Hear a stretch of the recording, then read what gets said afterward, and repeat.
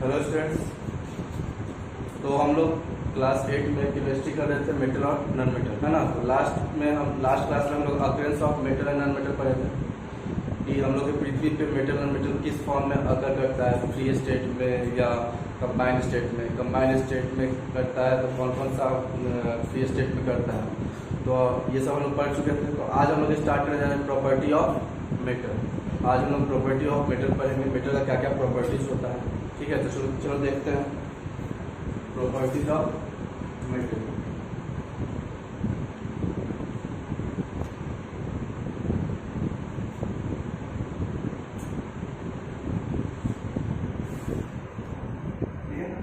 तो properties of metal में सबसे पहला प्रॉपर्टी पढ़ेंगे, मेटल्स आर मेलिएबल। मेटल्स क्या होता है? मेटल्स होता है मेलिएबल। ठीक है, अब मेलिएबल का मतलब क्या होता है? मेलिएबल का मतलब होता है कि कोई भी ऐसा चीज जिसको हम लोग थिन शीट में कन्वर्ट कर सकते हैं बाय हैमरिंग। उसको मार कर किसी भी चीज को हम लोग किस में चेंज कर सकते हैं? थिन शीट में। जैसे मेटल को ही तो हम लोग थिन, अगर मान लो हम लोग को कोई एल्यूमिनियम जो हम लोग ये बनाते हैं, क्या बोलते हैं इसी का, जैसे लोहा, आयरन का हम लोग थिन शीट देखे हो। आयरन में हमको रड भी मिलता है और सीट भी मिलता है आयरन का, तो हम लोग मेटल को सीट में कन्वर्ट कर सकते हैं बाय हैमरिंग, है ना। तो इसी प्रॉपर्टी को हम लोग बोलते हैं, ऐसा जिसको हम लोग सीट में चेंज कर सकते हैं by hammering, it's called malleable. तो मेटल तुम्हारा क्या होता है? मेलिएबल होता है। तो लिख लो पहला property, metals are malleable. Metals are malleable. सबसे पहले लिखोगे मेटल्स आर मेलिएबल। ठीक है, तो मेलिएबल क्या होता है? The substance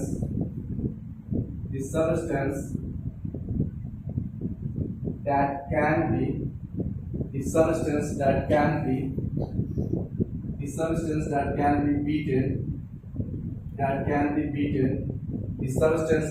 be beaten into thin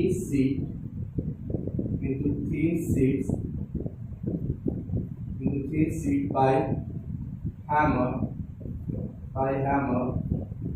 is called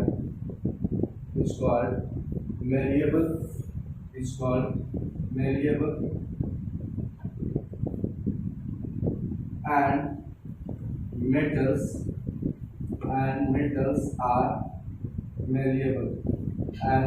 are malleable.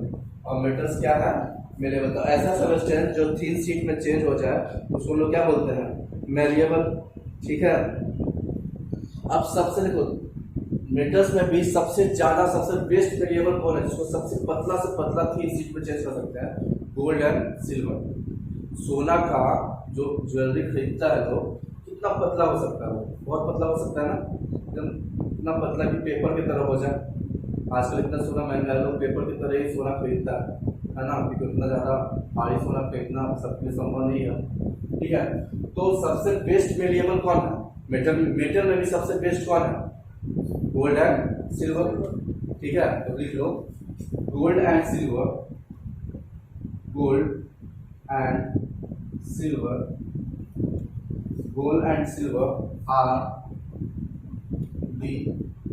Best malleable metal. Gold and silver are the best malleable metal. Gold और सिल्वर सबसे बेस्ट मेलिएबल मेटल है। क्यों? क्योंकि इसको हम लोग बहुत पतला मतलब सीट में चेंज कर सकते हैं। ठीक है,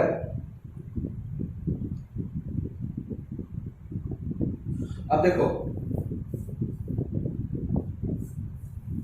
बहुत चीज को पैक करने के लिए हम लोग एल्यूमिनियम फॉइल का यूज करते हैं। देखते हो जब कहीं भी जाते हो पैकिंग करवाते हो तो एक सिल्वर कलर का पैकेट में पैक करके देता है ना, जैसे रोल हो गया या कुछ भी पैक करवाते हो जाकर रेस्टोरेंट में आप घर पे आके खाते हो तो एक सिल्वर कलर के फॉइल में पैक करके देता है। वो फॉइल क्या होता है? पतला सा सीट होता है, किसका? एल्यूमिनियम का, ताकि खाना खराब ना हो सके। एल्यूमिनियम क्या करता है? ऑक्सीजन को आने से खाना के पास रोकता है। ऑक्सीजन खाना के पास नहीं आया तो रेंसिडिटी नहीं होगा। रेंसिडिटी क्या होता है?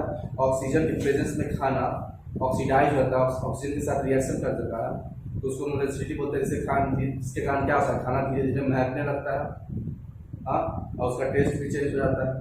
तो उस ऑक्सीजन को अगर आने से रोक दिया जाए तो क्या होगा, खाना ज़्यादा देर तक सही रहेगा। इसीलिए जो चिप्स वगैरह खाते हो, चिप्स के अंदर में जो हवा भरा हुआ रहता है, चिप्स कम होता है, हवा ज़्यादा होता है ना, वो जो हवा होता है वो क्या होता है, नाइट्रोजन होता है।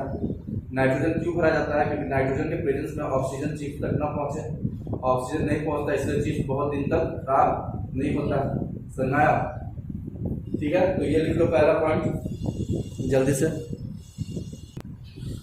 तो ये पहला था पॉइंट। दूसरा पॉइंट क्या है इसका,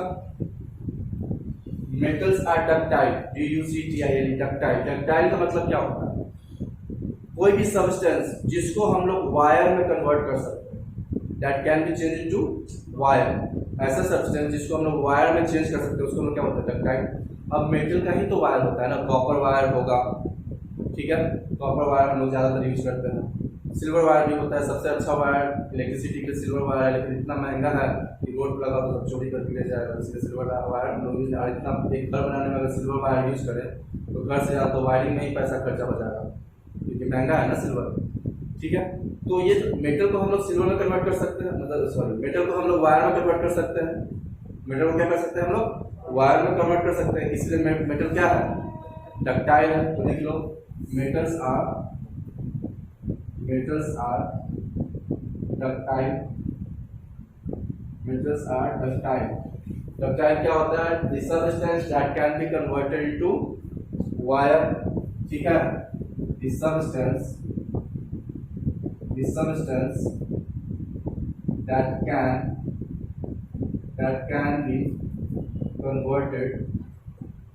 that can be converted into wire, is called ductile,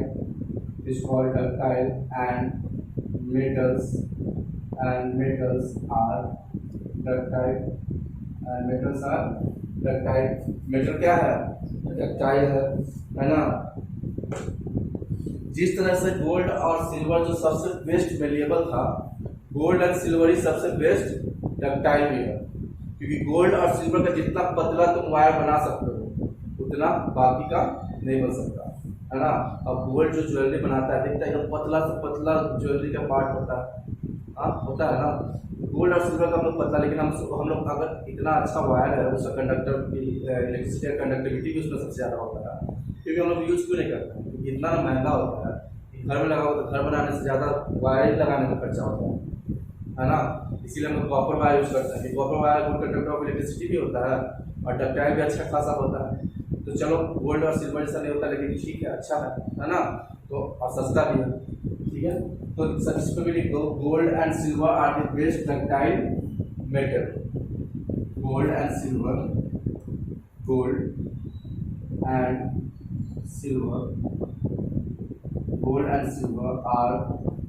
best ductile metal। Gold and silver are best ductile metal. तो गोल्ड और सिल्वर सबसे बेस्ट डक्टाइल मेटल होता है, ठीक है। नेक्स्ट जो हम लोग का मेटल होता है ज्यादातर good conductor of heat and electricity होता है। हम लोग का मेटल जो होता है उसमें हीट भी अच्छे से कंडक्ट होता है और इलेक्ट्रिसिटी भी एक जगह से दूसरी जगह अच्छे से कंडक्ट होता है। तो metals are good conductor of heat and electricity. तो लिख लो तीसरा पॉइंट, बता देना possible.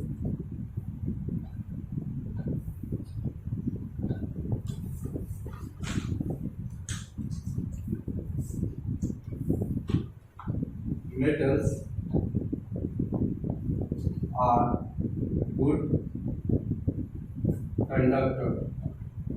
are good conductor of heat and electricity। metals are good conductor of heat and electricity। metals good conductor होता है heat and electricity का, ठीक है।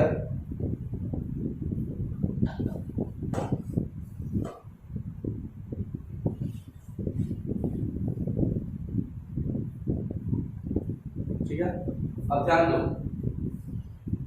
Good conductor of heat and electricity का बोलने का मतलब क्या है?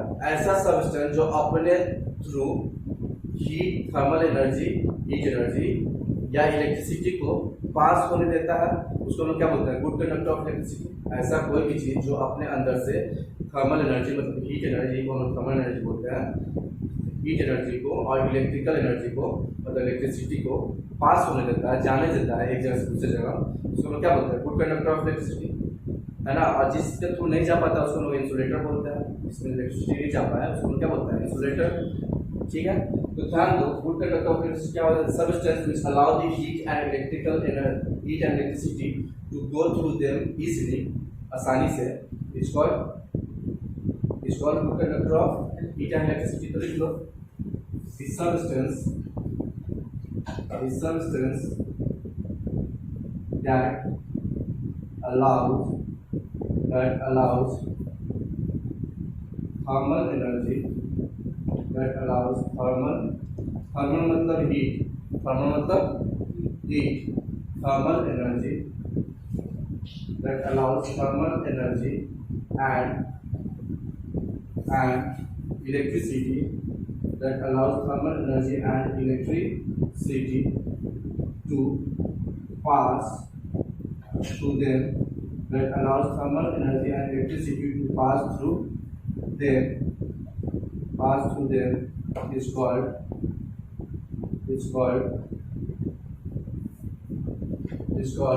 good conductor, is called good conductor is called good conductor of heat and electricity. Good conductor of heat and electricity. Clear? तो ऐसा कोई भी सब्सटेंस जो अलाउ करे थर्मल एनर्जी और इलेक्ट्रिसिटी को अपने थ्रू पास करने के लिए उसको लोग क्या बोलेंगे? Good conductor of heat and electricity. अब देखो, सबसे बेस्ट कंडक्टर हीट का कौन होता है? सिल्वर, यहाँ पे सिल्वर। और सबसे बेस्ट कंडक्टर इलेक्ट्रिसिटी का कौन होता है?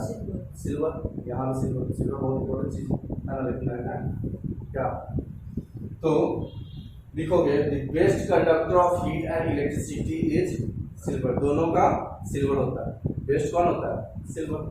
हम लोग बेस्ट के बारे में नहीं पढ़ता है ना, तुमको भी याद तभी रखेगा कोई जब तुम बेस्ट रहोगे, रैंक 1 रहोगे, नहीं तो भूल जाएगा। रैंक 2 को भी कोई नहीं याद रखता क्या?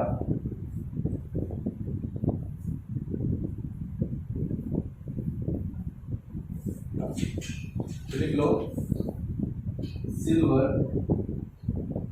is the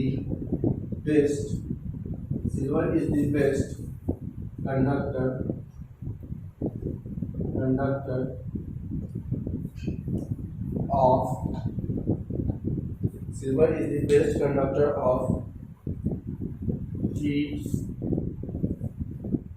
and electricity.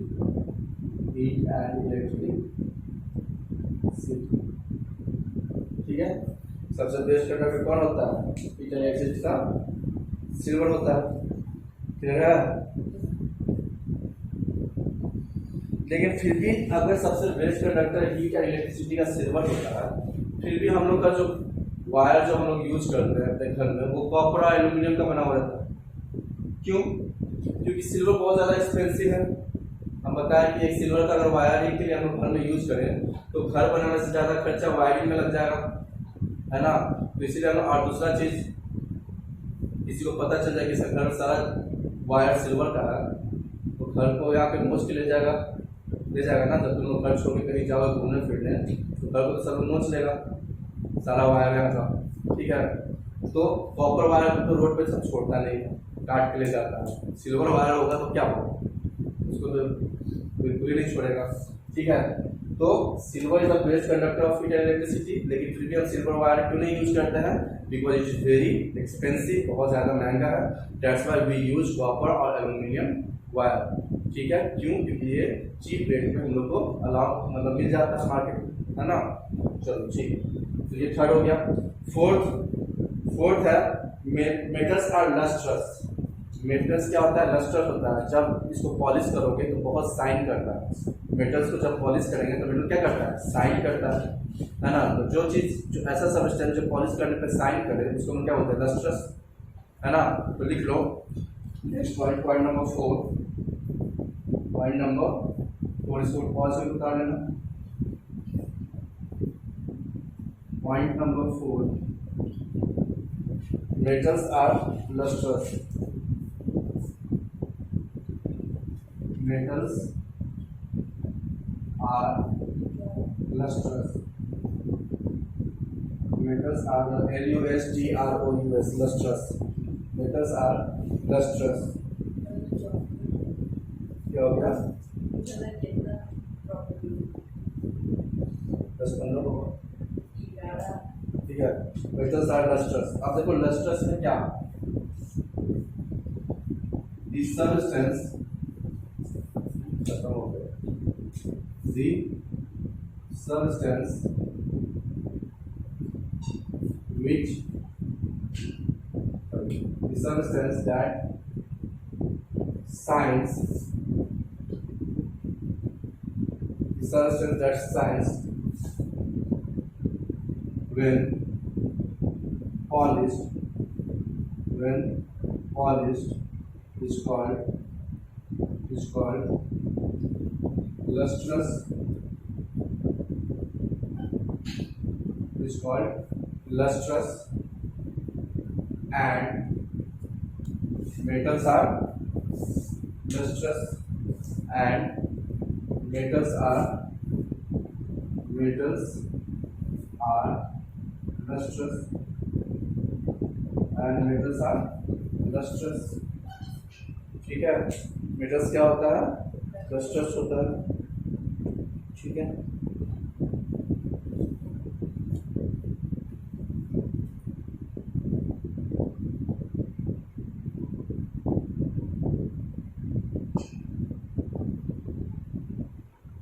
अब तो मेटल्स लस्ट्रस क्यों होता है, मेटल्स जो है वो लस्ट्रस क्यों होता है ना। तो मेटल्स का जो सरफेस होता है, जो पॉलिश किया हुआ सरफेस होता है, वो ज्यादातर लाइट को क्या करता है, जो लाइट उस पर गिरता है वो लाइट को रिफ्लेक्ट कर देता है, वो लाइट को क्या करता है, एब्जॉर्ब नहीं करता है, ज्यादा रिफ्लेक्ट करता है। जो ज्यादा एब्जॉर्ब करता है वो ज्यादा शाइन नहीं करता, जो रिफ्लेक्ट करता है वही चीज शाइन करता है, समझना। तो मेटल्स का जो सरफेस होता है, पॉलिश सरफेस, वो क्या करता है, लाइट को रिफ्लेक्ट कर देता है। रिफ्लेक्शन होने के कारण क्या होता है, वो हमको शाइनी दिखता है, मेटल को क्या दिखता है, शाइनी दिखता है, ठीक है, क्लियर है। इसीलिए मेटल को ही हम लोग यूज करते हैं कोई ज्वेलरी बनाने का। ज्वेलरी जो पहनती है लेडीज लोग क्यों पहनती है, क्योंकि शाइनी होता है, एकदम शाइन करता है, लोग आकर उसको देखता है, आकृति होता है उसके तरफ, ठीक है। तो इसीलिए शाइनी चीज को पहना जाता है ताकि कोई उसको नोटिस कर सके। ज्वेलरी का मेन फीचर क्या है, नोटिस। अगर हम लोग अच्छा कपड़ा नया खरीदते हैं तो क्यों कहते हैं, ताकि दो तीन लोग देख कर हम लोग को नोटिस करें, हाँ भाई सही खरीद रहा है।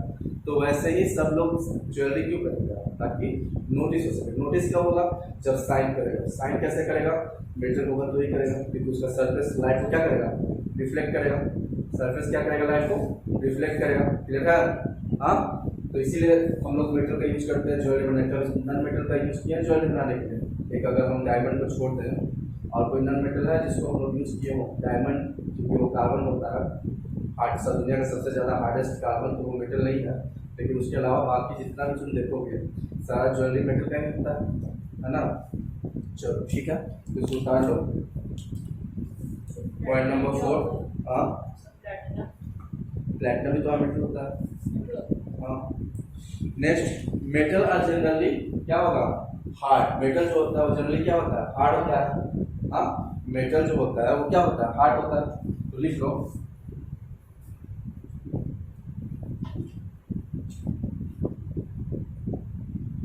metals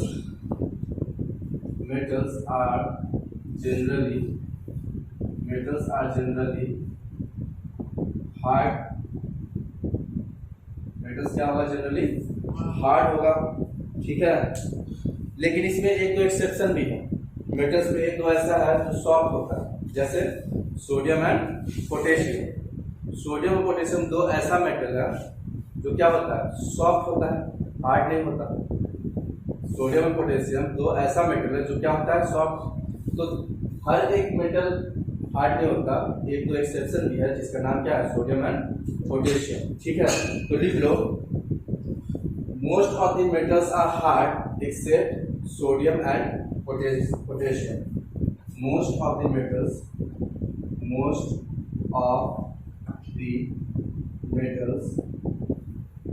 are hard.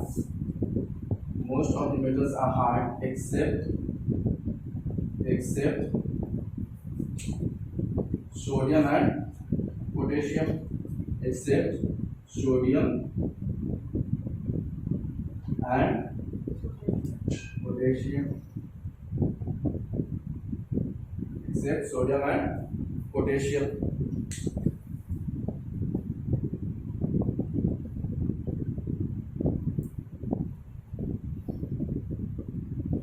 तो ज्यादातर जो मेटल है वो इतना हार्ड होता है, मतलब हार्ड होता है कि वो नाइफ से कट नहीं सकता। लेकिन सोडियम और पोटेशियम सॉफ्ट इसलिए कि इसको नाइफ से काटोगे तो आसानी से कट जाएगा। तो नया, तो नेक्स्ट लिखो 6।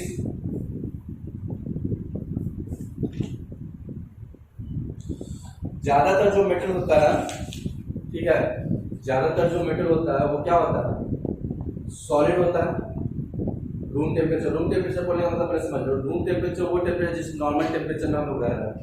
अभी जो नॉर्मल टेम्परेचर जिसमें हम लोग रह रहे हैं उसको हम लोग क्या बोलते हैं, रूम टेम्परेचर। तो नॉर्मल टेम्परेचर में मेटल ज्यादातर क्या होता है, सॉलिड। एक को छोड़कर वन है वो मरकरी। एक सॉलिड का एक ही एक्सेप्शन है जो रूम टेम्परेचर में क्या हो, लिक्विड हो। बाकी सारा मेटल सॉलिड होता है। तो क्या लिखोगे, point number 6, metals are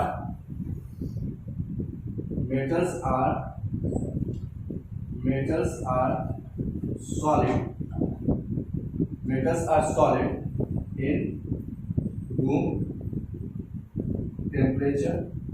Metals are solid in room temperature.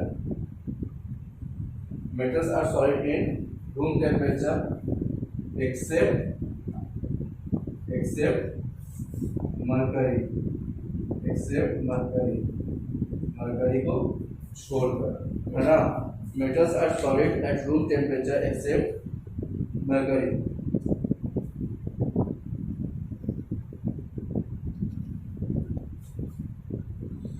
Accept mercury, ठीक है। अब ध्यान दो,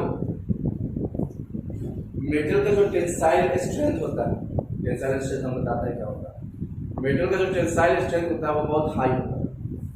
मेटल का टेंसाइल स्ट्रेंथ क्या होता है, टेंसाइल स्ट्रेंथ होता है the capacity of any substance to hold other substance without breaking. बिना टूटे किसी और सब्सटेंस को होल्ड कर, उसी को हम लोग बोलते हैं टेंसाइल स्ट्रेंथ। उसी को हम लोग क्या बोलते हैं, टेंसाइल स्ट्रेंथ। तो हाई टेंसाइल स्ट्रेंथ से क्या समझ में आया, ऐसा मेटल का प्रॉपर्टी जिसके थ्रू मेटल का जो कैपेसिटी होता है दूसरे किसी भी सब्सटेंस को होल्ड करके रखने का बिना टूटे ज़्यादा है। जैसे आयरन को हम लोग यूज़ करते हैं कहीं भी कुछ चीज़ को उसको होल्ड करने के लिए। जैसे हम लोग फ्रिज भी बनाते हैं आजकल, तो उसमें आयरन का यूज़ करते हैं ताकि उसको होल्ड करने की कैपेसिटी क्या है, ज़्यादा है। तो आयरन किसी चीज़ को होल्ड करके रख सकता है अपने हार्ड पे और बिना टूटे रख सकता है। तो इस कैपेसिटी को हम लोग क्या बोलते हैं, टेंसाइल स्ट्रेंथ। तो लिख लो, metals have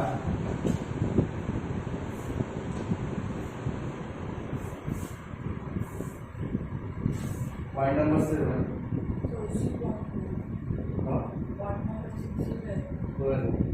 metal point number 7, metals have high tensile. Metals have high tensile strength. Metals have high tensile strength. TENSILE tensile strength. STRENGTH. जिसको नहीं देख रहा है वो स्पेलिंग सुन कर देख लोगे, है ना। Metals have high tensile, यहाँ पर शायद चमक रहा है, metals have high tensile strength, ठीक है। तो इसका टेंसाइल स्ट्रेंथ का डिफिनेशन समझ लेते हैं। टेंसाइल स्ट्रेंथ का थोड़ा डिफिनेशन समझ लेते हैं, ठीक है। The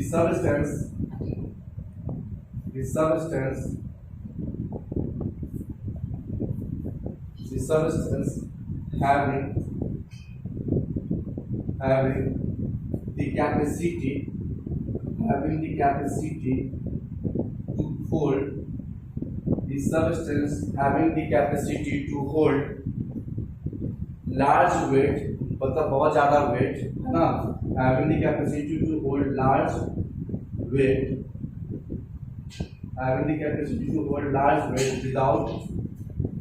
without breaking, बिना टूटे हुए, without breaking is called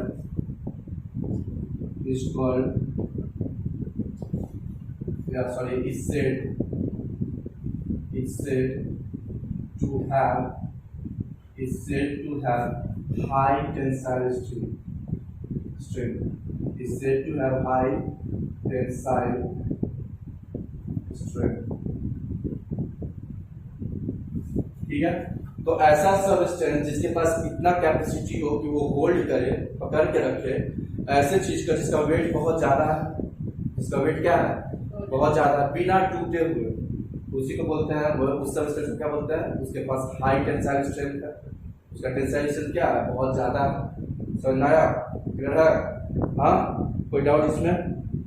जैसे अब देखो, जितना भी तुम देखोगे, ब्रिजेस देखोगे, बिल्डिंग देखोगे, रेलवे ट्रैक्स देखोगे, सब मेटल का बना रहता है, क्योंकि अगर मेटल का नहीं बना रहेगा तो वो अब रेल जो चलता है इतना भारी होता है, अब वो ट्रैक अगर मेटल का ना हो तो टूट जाएगा ना, लेकिन फिर मेटल का होता है इससे नहीं टूटता, इतना भारी को भी होल्ड करके रखता है लेकिन खुद नहीं टूटता। आप ब्रिज इतना सारा ट्रक चलता है, उसमें सब कुछ चलता है, फिर भी होल्ड करके रखता है, क्यों? क्योंकि उसके अंदर मेटल लगा हुआ है और मेटल के पास कैपेसिटी होता है, उसका टेंसाइल स्ट्रेंथ बहुत ज़्यादा हाई होता है, उसके पास ऐसा कैपेसिटी होता है कि बिना टूटे वो चीज़ को होल्ड कर सकता है। क्लियर है? हाँ, समझ में आ गया? तो नेक्स्ट पॉइंट, मेटल्स का जो मेल्टिंग एंड बॉइलिंग पॉइंट होता है वो बहुत ज़्यादा होता है। मेटल्स जो होता है उसका मेल्टिंग एंड बॉइलिंग पॉइंट बहुत ज़्यादा होता है। इधर ध्यान दो, ठीक है, नीचे कुछ नहीं क्या। तो मेटल्स का जो मेल्टिंग एंड बॉइलिंग पॉइंट होता है वो क्या होता है बहुत हाई होता है। तो नेक्स्ट पॉइंट लिखो, पॉइंट नंबर 8,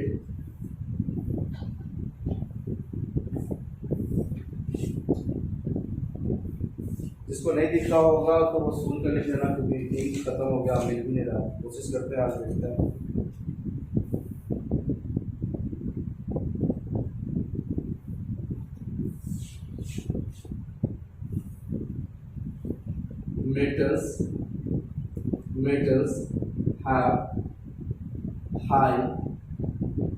Metals have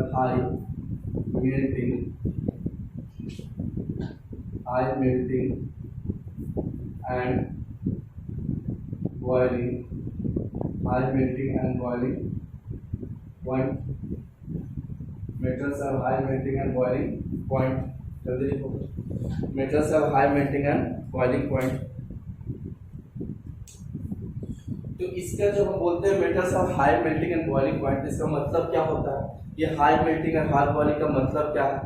मतलब यही है कि मेटल्स को अगर तुम क्या लिक्विड में चेंज करना चाह रहे हो या मेटल्स को वेपर में चेंज करना चाह रहे हो, गैस में, तो उसमें तुम बहुत ज़्यादा टेम्परेचर यूज करना पड़ेगा, क्योंकि मेल्टिंग पॉइंट क्या होता है? The temperature at which solid starts to melt into liquid, change into liquid. Solid जब लिक्विड में चेंज होना स्टार्ट करता है उस टेम्परेचर को क्या बोलते हैं? Melting point. तो इसका हाई मेल्टिंग पॉइंट है, मतलब टेम्परेचर ज़्यादा चाहिए किसी को पिघलाने के लिए। अब मेटल को पिघलाने के लिए, जैसे आयरन को ही पिघलाने के लिए बहुत ज़्यादा टेम्परेचर का जरूरत पड़ता है। पानी को पिघलाने के लिए, मतलब आइस को पिघलाने के लिए तो फ्रीज से निकाल के एक रूम टेम्परेचर में तो पिघल जाएगा, तो उसका मेल्टिंग पॉइंट कम है। लेकिन जो सॉलिड होता है उसका मेल्टिंग पॉइंट क्या होता है? जो सॉलिड नहीं, मेटल जो होता है उसका मेल्टिंग पॉइंट क्या होता है? बहुत हाई होता है। उसको पिघलाने के लिए ज़्यादा टेम्परेचर चाहिए, या उसको गैस में चेंज करने के लिए मतलब उसका बॉइलिंग पॉइंट भी बहुत ज़्यादा होता है, उसको और भी ज़्यादा होता है, मेल्टिंग पॉइंट उसका और ज़्यादा होता है। समझ आया? तो इसका मतलब क्या हो गया? Metals are high melting and boiling point का मतलब क्या हो गया, to change the metal into liquid और vapour we need large amount of temperature, we need large amount of heat energy, we need high temperature and large amount of heat energy. हमारा temperature बहुत ज्यादा high होना चाहिए तो बहुत ज्यादा heat energy होना चाहिए। क्लियर है? हाँ, तो लिख दो इसके अंदर है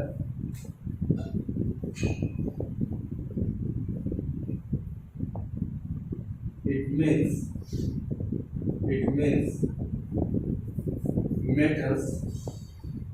metals need large amount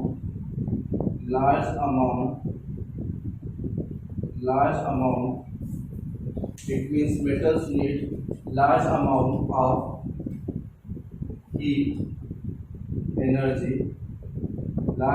of heat energy or high temperature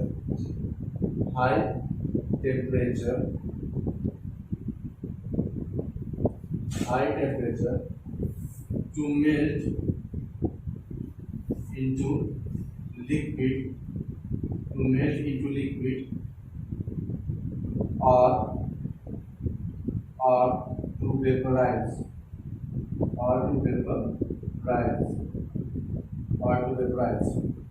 ठीक है, पेपर बनने के लिए, है ना।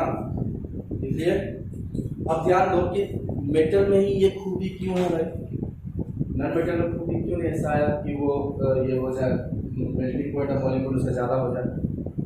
देखो किसी चीज़ को मेल्ट करने के लिए क्या होता है, जो हम लोग का कोई भी सब्सटेंस होता है उसमें जो मॉलिक्यूल्स होता है उसको दूर करना पड़ता है। कोई भी सॉलिड लिक्विड में कब चेंज होगा, जब उसका मॉलिक्यूल्स दूर जाएगा किसी भी सब्सटेंस में। अब मॉलिक्यूल्स दूर जाने के लिए क्या करना होगा, उस दो मॉलिक्यूल्स जो एक दूसरे से अटैच है एक फोर्स से, जिसको हम बोलते हैं force of attraction, intermolecular force of attraction.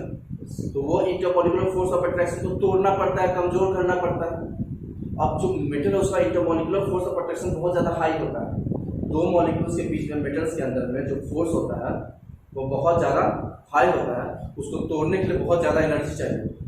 उसको तोड़ने के लिए किसको, इंटरमॉलिक्यूलर फोर्स ऑफ अट्रैक्शन जो मेटल्स के अंदर में होता है उसको तोड़ने के लिए बहुत ज़्यादा एनर्जी चाहिए, जो हीट एनर्जी हम लोग लेते हैं। ठीक है, तो इसीलिए बहुत ज़्यादा हीट हम लोग को सप्लाई करना पड़ता है ताकि ज़्यादा एनर्जी मिले और वो टूट के दूर जाए। लेकिन नॉन मेटल में जो मॉलिक्यूल्स का बीच का फोर्स होता है वो इतना ज़्यादा हाई नहीं होता है, इसलिए थोड़ा कम टेम्परेचर में भी वो एक दूसरे से उसका एनर्जी मतलब उसका जो फोर्स होता है वो टूट जाता है और वो दोनों वो लिक्विड में या गैस में चेंज हो जाता है। समझ में आया? हाँ, क्लियर है ये 8वां पॉइंट था। 9th point, metals have high densities. तो इसका मतलब समझना, डेंसिटीज का मतलब क्या होता है।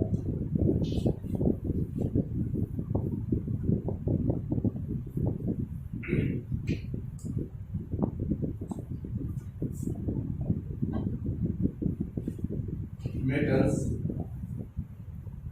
have high densities.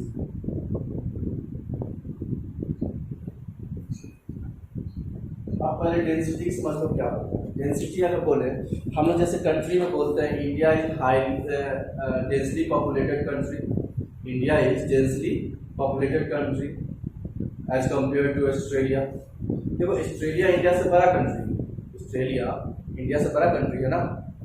ऑस्ट्रेलिया का एरिया इंडिया से ज़्यादा है लेकिन पॉपुलेशन इंडिया से बहुत गुना कम है, 1 गुना 2 गुना नहीं, बहुत गुना कम है ना। इंडिया से उसका पॉपुलेशन बहुत कम है, मतलब कि एक पार्टिकुलर एरिया में वहाँ पे लोग कम हैं, यहाँ पे उतना है, उससे कम एरिया में लोग ज़्यादा है। मतलब कि अगर सेम एरिया में कहीं लोग ज़्यादा हो तो उसका डेंसिटी ज़्यादा है और सेम एरिया में लोग कम है तो उसका डेंसिटी कम है। उसी तरीके से किसी भी सॉलिड लिक्विड और गैस में सॉलिड का डेंसिटी ज़्यादा होता है। क्यों? क्योंकि छोटा सा एरिया में सॉलिड में ज़्यादा मॉलिक्यूल्स होता है। क्यों ज़्यादा मॉलिक्यूल्स होते हैं? मॉलिक्यूल्स एक दूसरे से क्लोजली पैक होता है। अगर जो ज़्यादा सटा सटा रहेगा तो कम एरिया में ज़्यादा हो जाएगा ना, और लिक्विड में थोड़ा दूर दूर पर रहता है तो कम एरिया में थोड़ा कम ही रहेगा, और गैस में तो बहुत दूर रहता है ना। अगर हम दिखा दें इसको तो फॉर एग्जाम्पल अगर सॉलिड है तो सॉलिड में तो ऐसे क्लोजली पैक होता है ना। Yes sir. तो इतना एरिया में 8 मॉलिक्यूल्स इतना एरिया में कितना मॉलिक्यूल होगा? 8। लेकिन हम इतना ही एरिया यहाँ पे लाए लिक्विड के लिए, तो लिक्विड का थोड़ा दूर पे होता है ना। अब देखो तो इतना एरिया में 4 मॉलिक्यूल्स है, कितना है? 4 मॉलिक्यूल्स। बस जितना एरिया इसका है उतना एरिया में 4 ही मॉलिक्यूल्स आ रहा है, तो इसका डेंसिटी कम, क्योंकि सेम एरिया में नंबर ऑफ पार्टिकल्स कम है। और गैस की बात करो तो गैस तो इसमें एक भी आ जाएगा, बल्कि एक भी नहीं आएगा इतना एरिया में, क्या? तो इसका डेंसिटी सबसे कम। तो उसी तरह से मेटल, अभी हम लोग पढ़े थे कि मेटल में इंटरमॉलिक्यूलर फोर्स ऑफ अट्रैक्शन बहुत ज्यादा होता है, तो जितना ज्यादा फोर्स होगा उतना ज्यादा टाइटली मेटल इसको मॉलिक्यूल्स को पकड़ के रखा होगा। टाइटली पकड़ के रखा होगा तो मॉलिक्यूल्स और ज्यादा क्लोजली कम सटा हुआ होगा, तो इसका मतलब उसका डेंसिटी ज्यादा होगा। तो मेटल्स हैव हाई डेंसिटीज, ठीक है। मेटल का डेंसिटी क्या होगा? ज्यादा होगा। क्लियर है? समझ में आ गया? अब डेंसिटी ज्यादा है इसीलिए ये लोग क्या होता है, मेटल हेवी होता है, भारी होता है। डेंसिटी ज्यादा होने के कारण, क्योंकि एक छोटा सा एरिया में ज्यादा नंबर ऑफ पार्टिकल्स है, तो उसका डेंसिटी ज्यादा ना होगा। हाँ, उसका डेंसिटी क्या होगा? ज्यादा होगा। तुम कितना भी बड़ा सा बड़ा झोला ले लो, बैग ले लो, झोला बिहारी में बोलते हैं झोला, बैग को झोला ले लो, अब उसमें बैग में तुम 2 पत्थर डाल लो, बड़ा सा बैग में, एक छोटा सा कैरी बैग लो, उसमें 10 पत्थर डालो। उतना बड़ा एरिया वाला 2 पत्थर वाला भारी रहेगा, ये छोटा सा बैग 10 पत्थर वाला भारी रहेगा। छोटा बैग जिसमें 10 पत्थर है वो भारी रहेगा। क्यों? क्योंकि इसमें नंबर ऑफ पत्थर स्टोन्स ज्यादा है। जहाँ पे नंबर ऑफ पार्टिकल्स ज्यादा होगा, चाहे एरिया छोटा हो या बड़ा हो, वो ज्यादा हेवी होगा। तो डेंसिटी तुम्हारा मेटल का ज्यादा है, तो डेंसिटी ज्यादा हेवी होगा, मतलब सॉरी मेटल ज्यादा हेवी होगा। किससे? नॉन मेटल से।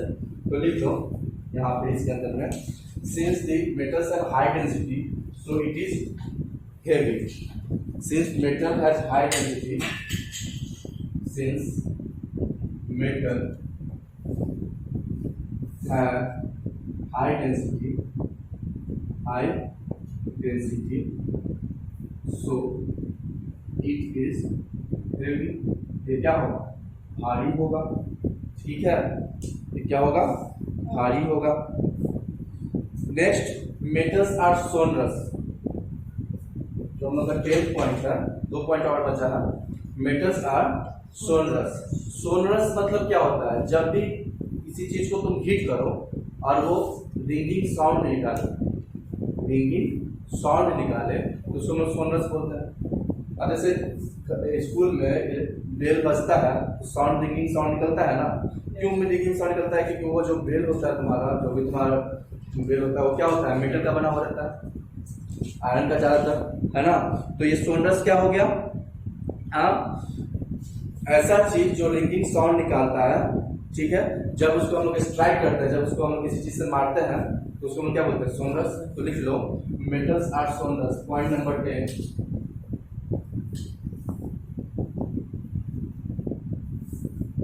Point number 10,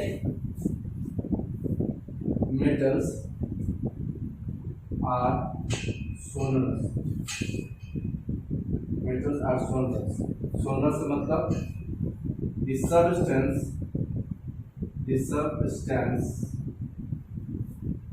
that makes ringing sound, the substance that makes ringing sound when strike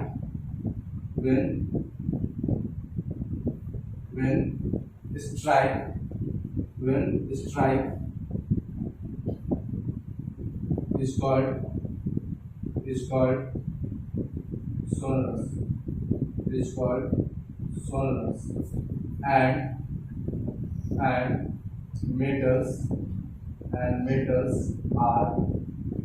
sonorous. and metals are sonorous. Metals क्या है? सोनरस है, ठीक है। मेटल्स क्या है? सोनरस है, ठीक है। अब मेटल सोनरस होता है इसलिए ज्यादातर जो हम लोग का जो चीजें बनता है, जो म्यूजिकल इंस्ट्रूमेंट बनता है, वो किस चीज से बनता है? मेटल। अब जैसे गिटार, बोलोगे सर गिटार हम लकड़ी का लेते हैं, लेकिन वो लकड़ी आवाज नहीं करता है, उसमें जो तार बंधा हुआ होता है ना, वो आवाज करे, उसके कारण आवाज आता है। वो तार किस चीज का होता है? मेटल का हाँ सर, डमरू डमरू तो इसका होता है, डमरू में रिंगिंग साउंड नहीं होता है, वो अलग साउंड होता है, रिंगिंग साउंड अलग होता है, ठीक है। ये मिठापा वाला साउंड अलग होता है, ठीक है, क्लियर है। तो इसको उतार लो। अब लास्ट पॉइंट है हम लोग का, मेटल्स का ज्यादातर कलर सिल्वर या ग्रे होता है। मेटल्स जो होता है उसका ज्यादातर कलर क्या होता है, सिल्वर, और सिर्फ कॉपर और गोल्ड को छोड़ दो, मेटल्स में कॉपर और गोल्ड को छोड़ दो तो बाकी जितना भी मेटल है उसका कलर या तो सिल्वर होगा या ग्रे होगा। तो लिख लो इसका लास्ट प्रॉपर्टी, प्रॉपर्टी नंबर 11,